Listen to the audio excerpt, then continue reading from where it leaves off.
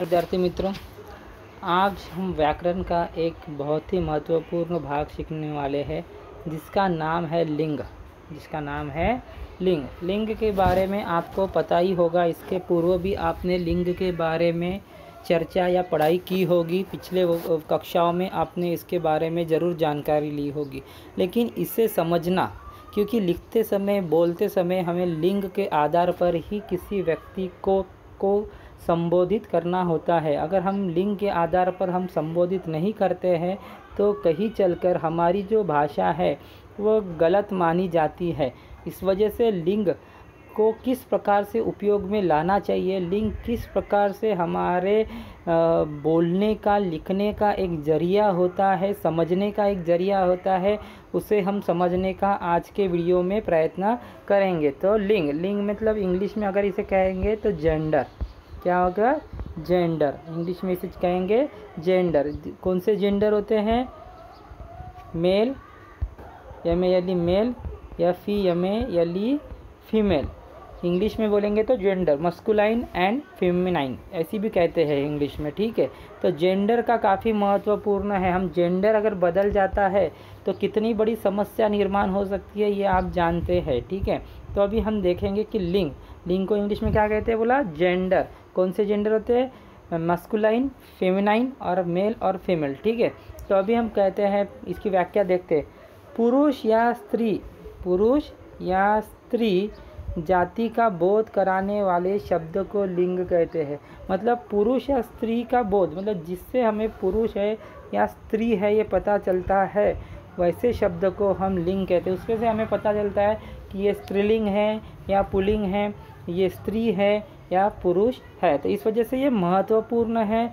हमारे हिंदी के पेपर के दृष्टिकोण से भी महत्वपूर्ण है, और हमारे व्याकरण के दृष्टिकोण से भी महत्वपूर्ण है, और हमारे बोलने और लिखने के दृष्टिकोण से भी ये काफ़ी महत्वपूर्ण है।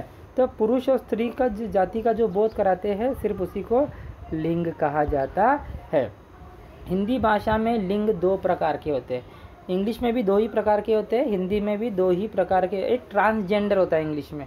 ट्रांसजेंडर मतलब जो स्त्री भी नहीं है और पुरुष भी नहीं है, उसे ट्रांसजेंडर कहते हैं। ठीक है, तो उसके बारे में हम बाद में बात करेंगे। तो हिंदी भाषा में दो लिंग प्रकार होते हैं। पहला है पुल्लिंग यानी जो संज्ञा शब्द पुरुष जाति का बोध कराती है उसे पुल्लिंग कहते हैं।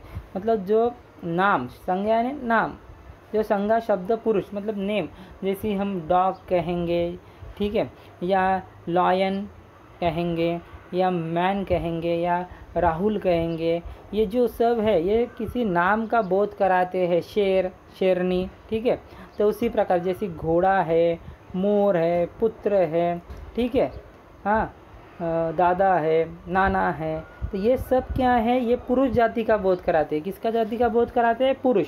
मतलब ये दिखाते हैं कि हम पुरुष है। इस वजह से जो भी पुरुष जाति का बोध मतलब दर्शाते हैं उसे हम पुल्लिंग कहेंगे। ठीक है, तो पुल्लिंग को किसे कहेंगे? पुरुष जाति के बोध कराने वाले शब्द को कहेंगे, जैसे घोड़ा, मोर, पुत्र, शिक्षक, ठीक है, अध्यापक। ठीक है, तो इस प्रकार के जो शब्द है उसे हम पुल्लिंग कहते हैं। ठीक है, अब हम स्त्रीलिंग के बारे में जानकारी लेते हैं। तो स्त्रीलिंग के बारे में जानकारी लेते समय हमें देखना है कि जो संज्ञा शब्द स्त्री जाति का, यहाँ क्या है, स्त्री जाति का जो बोध कराते हैं उसे स्त्रीलिंग कहते हैं। मतलब वो स्त्री से संबंधित होती है, इस वजह से उसे स्त्रीलिंग कहा जाता है। जो स्त्री जाति का बोध कराते हैं, कौन सी जाति का?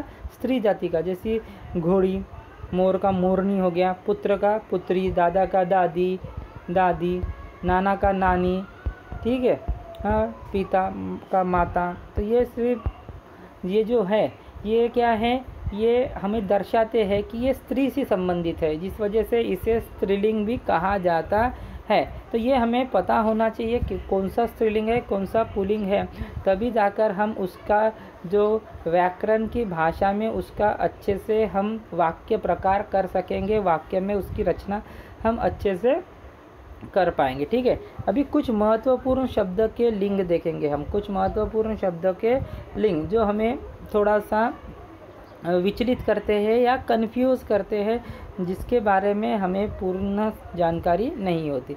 जैसे भी पुल्लिंग में है कुछ शब्द, जैसे गमला, जो झाड़ पेड़ वगैरह लगाते हैं, हम पौधे लगाते हैं तो गमले में लगाते हैं, तो गमला जो है वह पुल्लिंग है।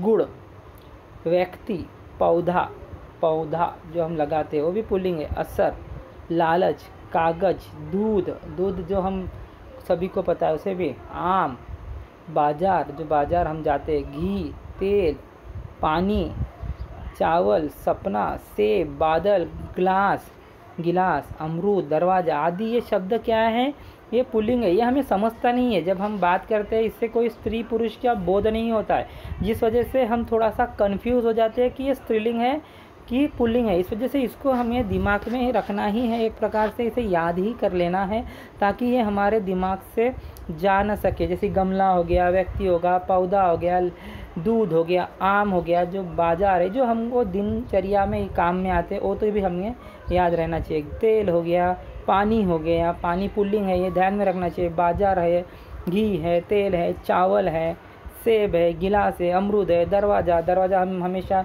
लगाते हैं लेकिन हमें पता नहीं है कि वो स्त्रीलिंग है पुल्लिंग, लेकिन आज हमें पता चला कि वो पुल्लिंग है तो उसे याद रखना है, ठीक है। इसके बाद स्त्रीलिंग शब्द, स्त्रीलिंग शब्द में आवाज़ जो हम निकालते हैं वो स्त्रीलिंग है। कुर्सी जिसमें बैठते हैं वो कुर्सी। चीनी, शक्कर। पुस्तक, जो पुस्तक हम पढ़ते हैं। घास, अग्नि, पोशाक, थाली, सब्जी, संतान, भैंस, पुस्तक, मेज, किरण, ठीक है। बाल्टी, मौत, वर्षा, ये सब क्या है, ये सब पुल्लिंग में आता है। ये ये सब स्त्रीलिंग में आते हैं। जामुन, बाल्टी, बुढ़िया, ये सब किस में आते हैं, बुढ़िया तो पता ही आपको, बुढ़िया यानी स्त्रीलिंग, ये सब स्त्रीलिंग में आते हैं। तो स्त्रीलिंग के भी शब्द हमें एक प्रकार से इसे याद ही करके रखना है ताकि हमें इसमें कोई कन्फ्यूजन ना हो। सब्जी, थाली, भैंस, पुस्तक, मेज, बाल्टी, ये सब हमें ध्यान में रखना है हमेशा के लिए। तो ये आप क्या कीजिए, अभी ये जो कृति है इसे पॉज करके आप अपने किताब नोटबुक में लिख लीजिए, क्योंकि ये हमें हमेशा के लिए काम में आने वाली कृति है जो हमें ध्यान में रखकर इसे हमेशा उपयोग में लाना है, ठीक है। धन्यवाद।